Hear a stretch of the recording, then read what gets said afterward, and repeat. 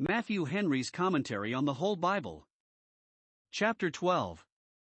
In this chapter are preserved upon record 1. The names of the chief of the priests and the Levites that came up with Zerubbabel, verses 1 to 9. 2. The succession of the high priests, verses 10 and 11. 3. The names of the next generation of the other chief priests, verses 12 to 21. 4. The eminent Levites that were in Nehemiah's time, verses 22 to 26. 5. The solemnity of dedicating the wall of Jerusalem, verses 27 to 43. 6. The settling of the offices of the priests and Levites in the temple, verse 44 to 47. Nehemiah 12 verses 1 to 26. We have here the names, and little more than the names, of a great many priests and Levites, that were eminent in their day among the returned Jews. Why this register should be here inserted by Nehemiah does not appear, perhaps to keep in remembrance those good men, that posterity might know to whom they were beholden, under God, for the happy revival and re-establishment of their religion among them. Thus must we contribute towards the performance of that promise, Psalm 112 verse 6, the righteous shall be in everlasting remembrance. Let the memory of the just be blessed, be perpetuated. It is a debt we still owe to faithful ministers to remember our guides, who have spoken to us the word of God, Hebrews 13 verse 7. Perhaps it is intended to stir up their posterity, who succeeded them in the priest's office and inherited their dignities and preferments, to imitate their courage and fidelity. It is good to know what our godly ancestors and predecessors were, that we may learn thereby what we should be. We have here 1. The names of the priests and Levites that came up with the first out of Babylon, when Jeshua was high priest. Jeremiah and Ezra are mentioned with the first, verse 1, but, it is supposed, not Jeremiah the prophet nor Ezra the scribe. The fame of the one was long before, and that of the other some time after, though both of them were priests. Of one of the Levites it is said, verse 8, that he was over the thanksgiving, that is, he was entrusted to see that the psalms, the thanksgiving psalms, were constantly sung in the temple in due time and manner. The Levites kept their turns in their watches, reliving one another as becomes brethren, fellow laborers, and fellow soldiers. 2. The succession of high priests during the Persian monarchy, from Jeshua, or Jesus, who was high priest at the time of the Restoration, to Jaddua or Jaddas, who was high priest when Alexander the Great, after the conquest of Tyre, came to Jerusalem and paid great respect to this Jaddas, who met him in his pontifical habit, and showed him the prophecy of Daniel, which foretold his conquests. 3. The next generation of priests, who were chief men, and active in the days of Joachim, sons of the first set. Note, we have reason to acknowledge God's favor to his church and care of it, in that, as one generation of ministers passes away, another comes. All those who are mentioned verse 1, etc., as eminent in their generation, are again mentioned, though with some variation in several of the names, verse 12, etc., except 2, as having sons that were likewise eminent in their generation, a rare instance, that 20 good fathers should leave behind them 20 good sons, for so many here are, that filled up their places. 4. The next generation of Levites, or rather a latter generation, for those priests, who are mentioned flourished in the days of Joachim the high priest, these Levites in the days of Eliashib, verse 22. Perhaps then the forementioned families of the priests began to degenerate, and the third generation of them came short of the first two, but the work of God shall never fail for want of instruments.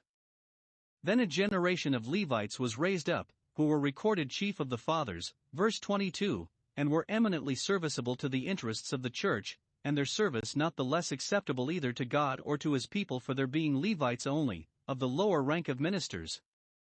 Eliashib the high priest being allied to Tobiah, chapter 13 verse 4, the other priests grew remiss, but then the Levites appeared the more zealous, as appears by this, that those who were now employed in expounding, chapter 8 verse 7, and in praying, chapter 9 verses 4 and 5, were all Levites, not priests, regard being had to their personal qualifications more than to their order. These Levites were some of them singers, verse 24, to praise and give thanks, others of them porters, verse 25, keeping the ward at the thresholds of the gates, and both according to the command of David. Nehemiah 12 verses 27 to 43. We have read of the building of the wall of Jerusalem with a great deal of fear and trembling, we have here an account of the dedicating of it with a great deal of joy and triumph. Those that sow in tears shall thus reap. 1. We must inquire what was the meaning of this dedication of the wall. We will suppose it to include the dedication of the city too. Continens pro content a thing containing for the thing contained, and therefore it was not done till the city was pretty well replenished. Chapter 11. 1. It was a solemn thanksgiving to God for his great mercy to them in the perfecting of this undertaking, of which they were the more sensible because of the difficulty and opposition they had met with in it. 2. They hereby devoted the city in a peculiar manner to God and to his honor, and took possession of it for him and in his name. All our cities, all our houses, must have holiness to the Lord written upon them, but this city was, so as never any other was, a holy city, the city of the great King. Psalm 48 verse 2 and Matthew 5 verse 35. It had been so ever since God chose it to put his name there, and as such, it being now refitted, it was afresh dedicated to God by the builders and inhabitants, in token of their acknowledgement that they were his tenants, and their desire that it might still be his, and that the property of it might never be altered. Whatever is done for their safety, ease, and comfort, must be designed for God's honor and glory. 3. They hereby put the city and its walls under the divine protection, owning that unless the Lord kept the city, the walls were built in vain. When this city was in possession of the Jebusites, they committed the guardianship of it to their gods, though they were blind and lame ones. 2 Samuel 5 verse 6. With much more reason do the people of God commit it to his keeping, who is all-wise and almighty. The superstitious founders of cities had an eye to the lucky position of the heavens, see Mr. Gregory's works, page 29, etc., but these pious founders had an eye to God only, to his providence, and not to fortune. 2. We must observe with what solemnity it was performed, under the direction of Nehemiah. 1. The Levites from all parts of the country were summoned to attend. The city must be dedicated to God, and therefore his ministers must be employed in the dedicating of it, and the surrender must pass through their hands. When those solemn feasts were over, chapters 8 and 9, they went home to their respective posts, to mind their cures in the country, but now their presence and assistance were again called for. 2. Pursuant to this summons, there was a general rendezvous of all the Levites, verse 28, 29. Observe in what method they proceeded. 1. They purified themselves, verse 30. We are concerned to cleanse our hands and purify our hearts, when any work for God is to pass through them. They purified themselves, and then the people. Those that would be instrumental to sanctify others must sanctify themselves, and set themselves apart for God, with purity of mind and sincerity of intention. Then they purified the gates and the wall. Then may we expect comfort when we are prepared to receive it.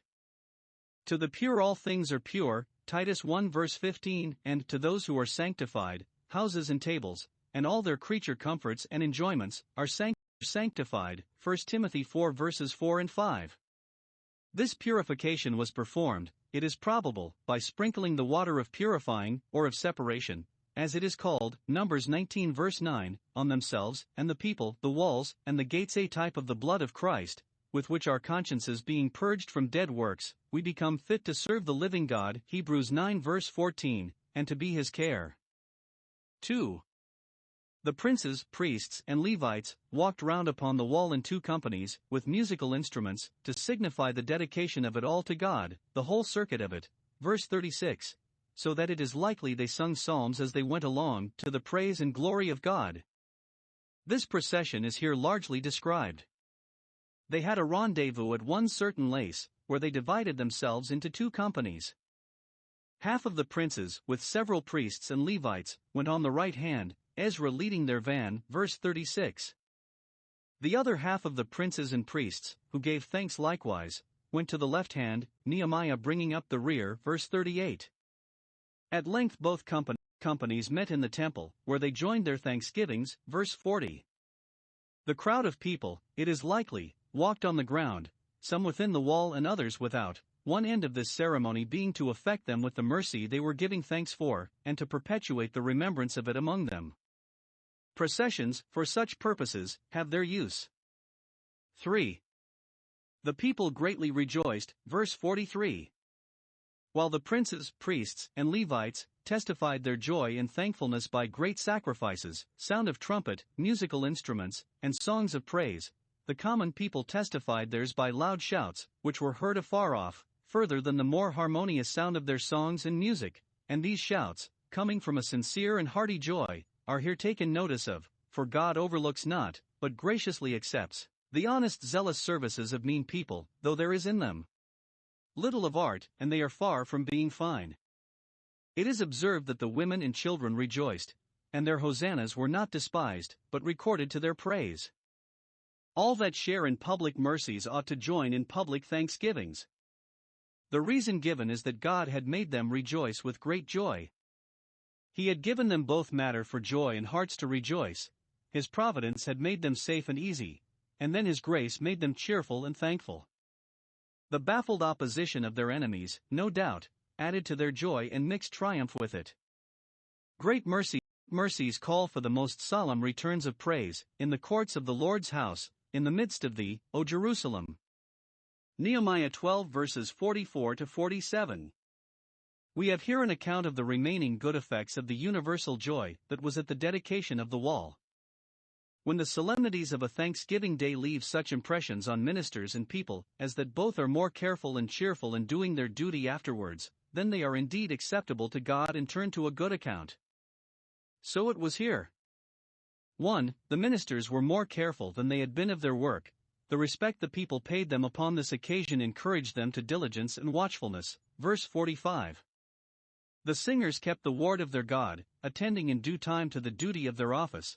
The porters, too, kept the ward of the purification, that is, they took care to preserve the purity of the temple by denying admission to those that were ceremonially unclean.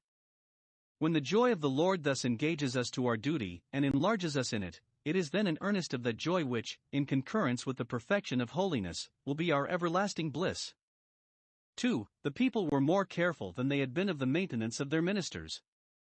The people, at the dedication of the wall, among other things which they made matter of their joy, rejoiced for the priests and for the Levites that waited. Verse 44. They had a great deal of comfort in their ministers, and were glad of them. When they observed how diligently they waited, and what pains they took in their work, they rejoiced in them. Note, the surest way for ministers to recommend themselves to their people, and gain an interest in their affections, is to wait on their ministry. Romans 12 verse 7, to be humble and industrious, and to mind their business. When these did so, the people thought nothing too much to do for them, to encourage them.